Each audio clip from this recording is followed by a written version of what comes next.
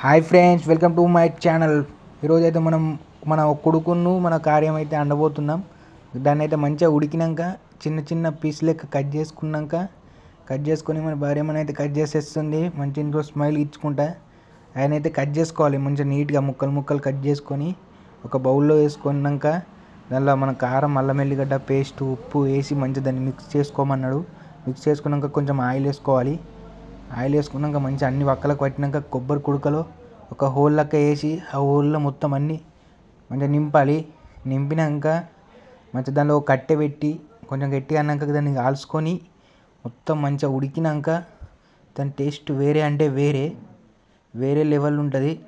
దాన్ని కొంచెం పలగొట్టుకున్నాక తింటే మంచిగా కుడక లాంటిగా మెత్తగా దాని టేస్టే వేరే. దాని టేస్ట్ ఒక రకంగా ఉంటుంది. ఎట్లా స్మైల్ ఇస్తుందో చూడండి మా భార్య అమ్మని.